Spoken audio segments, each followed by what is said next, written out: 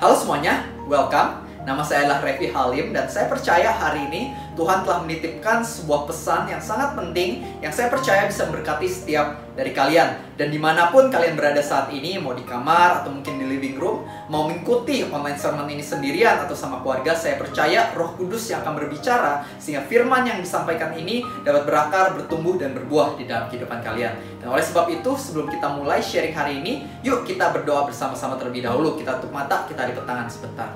Tuhan, terima kasih atas kasih karunia-Mu. Kami ada sebagaimana kami ada hari ini. Itu semua karena berkat-Mu. Tuhan, sebentar lagi kami mau mendengar sedikit dari firman-Mu. Pakailah hamba-Mu ini, agar semua yang keluar dari mulutnya, pikirannya, hatinya bisa berasal daripada-Mu dan menjadi berkat bagi setiap dari kami. Biarlah Engkau yang hadir di dalam online sermon ini dari awal, pertengahan, hingga akhir. Terima kasih ya Tuhan Yesus. Di dalam nama Tuhan Yesus. Ayo semua yang percaya kita katakan, amin. Hari ini saya mau memberikan sebuah khotbah yang berjudul Kita Akan Bertahan. Ayo semua katakan, kita akan bertahan.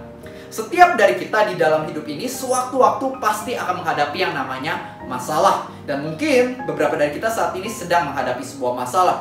Mungkin ada yang sedang menghadapi masalah di dalam pekerjaan, di dalam usahanya. Tapi saya akan mengatakan bahwa kamu akan bertahan. Mungkin beberapa dari kita saat ini ada yang sedang memiliki masalah di dalam hal kesehatan. Tapi saya juga akan mengatakan bahwa kamu akan bertahan. Dan mungkin beberapa dari kita saat ini ada yang memiliki masalah di dalam hubungan. Dan hari ini saya pun akan mengatakan bahwa kamu akan bertahan.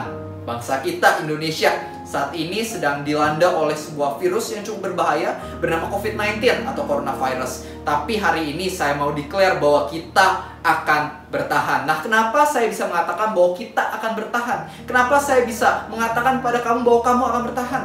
Saya mengatakan ini bukan secara asal-asalan, melainkan karena Tuhan telah menjanjikannya di dalam firman-Nya. Kalau nggak percaya, yuk kita buka pada Yohanes 16 ayat 33. Dikatakan oleh Tuhan Yesus, semuanya itu kukatakan kepadamu supaya kamu beroleh damai sejahtera di dalam aku. Di dalam dunia kamu menderita penganiayaan, tetapi kuatkanlah hatimu. Aku telah mengalahkan dunia.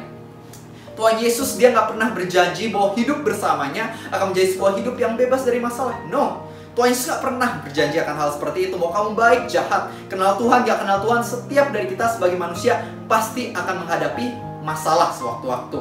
Tapi kita sebagai orang-orang Kristen, Tuhan Yesus berjanji bahwa kita akan menghadapi masalah-masalah dalam hidup ini gak sendirian, melainkan ada Dia yang menyertai kita di dalam melewati setiap masalah, setiap tantangan, setiap badai yang ada di dalam kehidupan kita. Dan itulah alasan mengapa kita dapat bertahan. Di dalam hidup ini kita akan menghadapi masalah, tetapi kita akan punya ketenangan dan juga damai sejahtera karena kita tahu ada Tuhan yang bersama-sama dengan kita di dalam perjalanan hidup kita.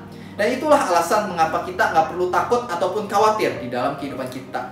Saya suka dengan apa yang diceritakan pada kisah para Rasul 27, kisah tentang Rasul Paulus yang waktu itu dia sedang di dalam perjalanan menuju Roma menggunakan perahu. Pada saat itu tiba-tiba terjadi sebuah badai yang sangat besar. Dan oleh karena badai ini, semua orang yang ada di kapal tersebut mereka menjadi sangat takut. Mereka berpikir bahwa mereka akan binasa, mereka akan mati. Tapi yang lucunya, di tengah keadaan tersebut, Rasul Paulus dia nggak takut sama sekali. Melainkan dia mengatakan pada orang-orang yang ada di kapal tersebut, bersabarlah. Karena semalam malaikat Tuhan ada yang datang kepadaku dan mengatakan kepadaku, janganlah takut. Sebab engkau akan selamat. Dan orang-orang yang ada dalam perahu ini pun, mereka pun akan selamat karena kamu. Dan dikatakan oleh Alkitab, setelah Rasul Paulus dia mengeluarkan apa yang menjadi isi hatinya, apa yang dia sampaikan, tiba-tiba semua orang di kapal tersebut, mereka pun menjadi teguh hatinya. Mereka pun menjadi tidak takut. Teman-teman, ketika saya membaca kisah dari Rasul Paulus ini, saya tersadar bahwa seperti inilah orang Kristen yang seharusnya, yang sesungguhnya. Dimana meskipun dunia sedang menghadapi krisis, mungkin banyak yang takut, khawatir oleh karena virus yang merebak, kita sebagai orang-orang Kristen, kita nggak takut. Kita tetap bertahan. Kenapa? Karena kita tahu kita punya Tuhan yang menyertai kita di dalam perjalanan hidup kita. Teman-teman, saya ingin mengatakan pada setiap dari kita bahwa berjaga-jaga itu baik. Dan kita udah dengar arahan dari pemerintah untuk kita stay at home. Yes, kita harus stay at home. Berlakulah dengan bijak. Tapi kita juga harus ingat bahwa ketika kita stay at home, jangan sampai kita dikuasai oleh ketakutan. Tapi marilah kita dikuasai oleh iman. Ketahuilah bahwa hidup kamu itu penuh pengharapan di dalam Tuhan. Kalau misalnya Tuhan mengatakan kamu hidup, maka kamu hidup. Ketahuilah bahwa Tuhan yang ada di sisi kamu, Dia jauh lebih berkuasa dan lebih besar dibandingkan virus-virus yang sedang merebak saat ini. Maka itu janganlah takut, milikilah iman, percayalah kepada Dia. Yes, kita stay at home, tapi tetap peganglah iman dan bukan ketakutan. Dan teman-teman, hari ini saya ingatkan pada setiap dari kita sebagai orang-orang Kristen, kita harus spread faith and spread love. Kita harus membagikan iman dan juga kasih. Pertama-tama saya bacakan terlebih dahulu ayatnya. Ibrani 10 ayat 23 sampai 24. Di mana dikatakan, marilah kita teguh berpegang pada pengakuan tentang pengharapan kita. Sebab Ia yang menjanjikannya setia. Dan marilah kita saling memperhatikan supaya kita saling mendorong dalam kasih dan dalam pekerjaan baik. Di sini dikatakan bahwa yang telah menjanjikan kemenangan kepada kita, Dia adalah setia. Tuhan kita, Dia bukanlah pembohong. Kalau misalnya Dia udah berjanji, Dia pasti akan menepati.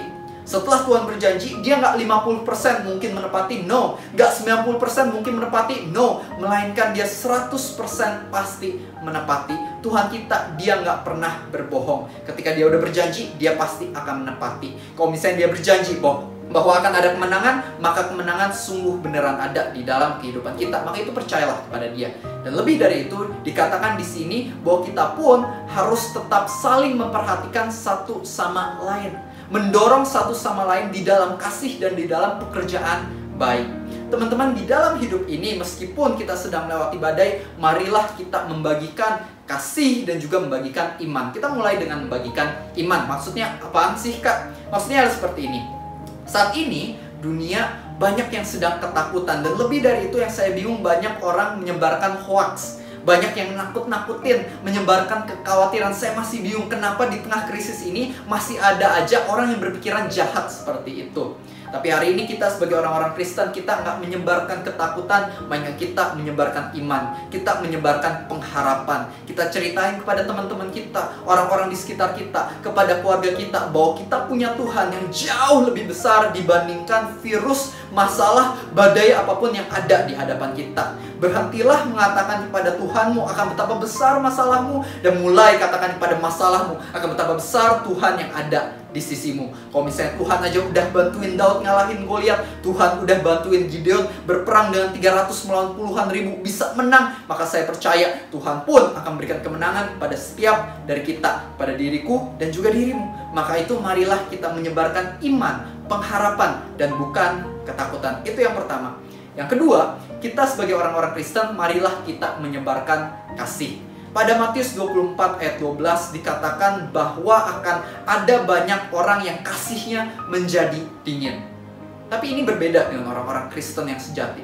Orang-orang Kristen yang sejati di tengah masa-masa sulit, kasih mereka nggak menjadi dingin, melainkan tetap hangat. Ketika dunia mungkin ya di saat-saat krisis ini masih ada yang egois, memikirkan diri sendiri, masih ada orang-orang yang nimbun masker terus dijual lagi di dalam dengan harga yang jauh lebih mahal, atau mungkin mereka jualan masker tapi ternyata ketika diterima zong, cuman kardusnya doang, isinya kosong. Banyak orang jahat, banyak orang egois, banyak orang mencari keuntungan bagi dirinya sendiri. Tapi kita sebagai orang-orang Kristen, kita tetap jadi orang yang murah hati, tetap jadi orang yang penuh dengan kasih. Inilah ciri-ciri dari orang Kristen yang sejati, yaitu jadi garam dan juga jadi terang, terus jadi berkat apapun keadaannya. Meskipun di tengah badai, tetap bisa jadi berkat bagi orang lain di sekitar kita. Dan kita tahu saat ini teman-teman, para dokter, tenaga medis di negara kita, mereka sedang berjuang mati-matian untuk menolong orang-orang di negara kita yang mungkin udah terkena oleh virus tersebut. Dan oleh sebab itu, saya ingin mengajak setiap dari kita, janganlah jadi orang yang egois, tapi marilah kita menjadi orang yang murah hati. Kalau misalnya saat ini kita memiliki uang yang lebih, keadaan ekonomi yang cukup, marilah kita memberi kepada dokter-dokter, kepada rumah sakit. Karena banyak di antara mereka yang saat ini bertugas dengan equipment, peralatan yang sangat kurang. Mereka butuh APD, butuh masker, sehingga mereka bisa melakukan tugas mereka dengan lebih baik dan lebih maksimal. Dan saat ini peralatan mereka kurang memadai. Oleh sebab itu saat ini kalau misalnya kita lihat ya sosial media, banyak gerakan sosial, banyak yayasan yang lagi galang dana. Kenapa? Karena para dokter sangat membutuhkan peralatan ini, sehingga mereka bisa melakukan tugas mereka dan lebih aman dan juga dengan lebih maksimal. Oleh sebab itu kalau misalnya kamu punya uang yang cukup, marilah kita memberi. kepada yayasan, pada gerakan sosial ini, supaya mereka bisa mendistribusikan alat-alat yang dibutuhkan oleh para dokter, sehingga kita pun bisa menang bersama-sama melawan COVID-19 ini. We're all in this together. Kita sebagai orang-orang Kristen, jangan sampai kasih kita menjadi dingin. Ketika dunia banyak yang jadi egois di tengah keadaan ini, kita sebagai orang-orang Kristen harus tetap murah hati. Marilah kita membagikan kasih dan juga membagikan iman kepada sesama kita. Nah, mungkin beberapa dari kita masih ada yang berkata, tapi Kak, aku saat ini gimana cara bisa membagikan iman? Bagaimana cara bisa membagikan kasih? Aku pun imannya sedang sangat lemah di tengah keadaan ini, di tengah masalah ini, di tengah tantangan ini. Gimana Kak caranya? Caranya sederhana teman-teman. Kalau misalnya kita lihat Alkitab ya, waktu itu murid-murid Tuhan Yesus mereka sedang berada di dalam perahu. Ketika mereka sedang di dalam perahu tersebut melewati sebuah danau, tiba-tiba terjadi sebuah badai yang sangat besar. Dan oleh karena badai ini, mereka berpikir bahwa mereka akan mati. Mereka jadi sangat takut dan mereka membangunkan Tuhan Yesus yang saat itu sedang tertidur. Dan setelah Tuhan Yesus bangun dari tidurnya, apa yang Tuhan Yesus lakukan? Dia menghardik badai tersebut. Dia mengatakan, diam, tenanglah. Dan singkat cerita, badai tersebut menjadi diam. Dikatakan oleh Alkitab bahwa setelah itu murid-murid Tuhan Yesus, mereka nggak takut lagi sama badai, mereka takutnya sama Tuhan. Siapa gerangan orang ini? Badai pun tunduk sama dia. Teman-teman, alasan kita di dalam hidup ini kita seringkali takut dan khawatir adalah karena kita belum sungguh-sungguh kenal sama kekuatan dari Tuhan kita. Kalau misalnya kamu tahu Tuhan kamu itu jauh lebih berkuasa dibandingkan masalah kamu, dibandingkan badai kamu, maka semakin kamu pasti akan punya tenaga, kekuatan, keberanian di dalam hidup ini. Maka itu kenallah Tuhanmu di dalam kehidupan kamu. Nah, gimana sih caranya kita bisa kenal sama Tuhan dalam hidup ini? Sederhana, doa, baca firman Tuhan. Doa, baca firman Tuhan. Dan mungkin saat ini karena kita banyak yang stay at home, work at home, study at home, marilah kita mendekatkan diri sama Tuhan. Mungkin sama ini karena kita sibuk kerja atau sibuk sekolah, sibuk sibuk ngampus, kita jadi nggak punya banyak waktu untuk saat teduh, untuk bangun hubungan sama Tuhan. Ini adalah momennya. Inilah kesempatan kita untuk memiliki hubungan yang lebih kuat, yang lebih baik dengan Tuhan kita. Maka itu mulailah baca firman Tuhan, berdoa, pujilah Dia, dan semakin kamu kenal sama Dia, semakin kamu bisa punya iman di dalam hidup kamu, dan juga semakin kamu bisa jadi berkat bagi orang lain di sekitar kamu. Dan teman-teman, saya akan tutup dengan satu ayat terakhir, yaitu pada Kisah Para Rasul 16 ayat 23-26. Ini keren banget. Dimana waktu itu Rasul Paulus dan Silas, karena mereka memberitakan Injil, mereka jadi dipukuli, mereka diperlakukan yang tidak baik, benar-benar dipukuli, mereka didera, dan setelah itu mereka masuk ke dalam penjara. Dan bunyi ayatnya adalah seperti ini. Setelah mereka berkali-kali didera, mereka dilemparkan ke dalam penjara. Lalu kepala penjara diperintahkan untuk menjaga mereka dengan sungguh-sungguh sesuai dengan perintah itu. Kepala penjara masukkan mereka ke ruang penjara yang paling tengah dan membelenggu kaki mereka dalam pasungan yang kuat. Tetapi kira-kira tengah malam, Paulus dan Silas berdoa dan menyanyikan puji-pujian kepada Allah, dan orang-orang hukuman lain mendengarkan mereka. Akan tetapi terjadilah gempa bumi yang hebat, sehingga sendi-sendi penjara itu goyah, dan seketika itu juga terbukalah semua pintu dan terlepaslah belenggu mereka semua. Teman-teman, ini adalah sebuah ayat yang sangat luar biasa. Ketika Paulus dan juga Silas, mereka mendapatkan masalah, mereka didera, setelah itu masuk ke dalam penjara, mereka terbelenggu. Apa yang mereka lakukan? Mereka bukannya nangis, mereka bukannya mengeluh, mereka bukannya gemeter di dalam penjara tersebut, melainkan yang dikatakan oleh Alkitab adalah mereka berdoa dan memuji Tuhan. They worship God di tengah badai kehidupan mereka. Dan apa yang terjadi ketika mereka menyembah Tuhan? Belenggu-belenggu di dalam kaki mereka, pada kaki mereka terlepas, dan pintu sel penjara terbuka lebar, dan mereka terbebas. Dan lebih dari itu, dikatakan bahwa, kalau misalnya kita lanjut ya pembacaannya, dikatakan bahwa seluruh isi penjara termasuk penjaganya, mereka akhirnya bertobat oleh karena Paulus dan Silas. Teman-teman, seperti inilah orang Kristen yang sejati, yang seharusnya ketika masalah ada, ketika mereka mungkin terperangkap oleh sebuah badai, mereka nggak jadi takut, mereka nggak menjadi lumpuh, melainkan mereka tetap bisa jadi berkat, jadi terang dan garam bagi dunia. Teman-teman, saya senang banget beberapa hari yang lalu saya melihat sesuatu yang sangat luar biasa dari teman saya. Kita tahu ya, saat ini karena coronavirus, karena COVID-19, banyak hal yang jadi kena efeknya. Salah satunya adalah tentang ekonomi. Saat ini ekonomi sedang sangat down, perusahaan-perusahaan banyak yang mengalami kemunduran, pengusaha-pengusaha pada pusing, aduh gimana nih, penjualan lagi sangat low, banyak orang yang sangat stres dan keadaan ekonominya sangat terkena efek oleh karena virus ini.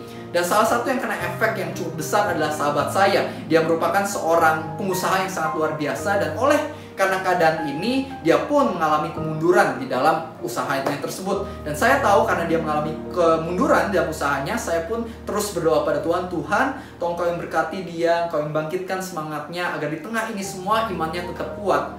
Dan ketika saya sedang berdoa, nggak lama kemudian tiba-tiba teman saya ini yang merupakan seorang pengusaha, dia tiba-tiba call saya, dia tiba-tiba chat saya, dan dia mengatakan bahwa mau nggak Ref, kita bantuin para dokter. Saat ini para tenaga medis mereka sangat kekurangan peralatan medis, mau nggak kita bareng-bareng lewat Grace Dep, kita bantu mereka, kita galang dana, kita jadi berkat buat mereka. Dan ketika saya mendengar itu, saya benar-benar takjub sama teman saya, wow, luar biasa banget ya. Ketika di tengah keadaan ini, para pengusaha atau mungkin orang-orang lain banyak yang stres, cuma mikirin bisnisnya doang. Teman saya, dia malah memikirkan orang banyak. Dia malah memikirkan negara kita, negara Indonesia. Dan di tengah itu semua, saya bilang pada teman saya, yuk, kalau misalnya kamu mau, I'm in. Ayo kita jalani bersama-sama. Dan singkat cerita, di sanalah awal mula bagaimana Grace Cares, atau mungkin bisa dikatakan sebuah tim cabang dari Grace Dep dibuat, di mana kami fokus di dalam gerakan sosial. Dan kita udah mulai galang dana, puji Tuhan beberapa barang udah datang. Kita beliin surgical glove, kita beliin masker, kita beliin APD, vitamin C buat para dokter dan juga rumah sakit yang membutuhkan. Beberapa barang udah datang dan siap untuk didistribusikan, dan juga beberapa barang saat ini sedang proses pengiriman. Teman saya benar bersemangat banget, berapi-api menjalankan ini semua. Dan bagi saya ini adalah sesuatu yang sangat luar biasa.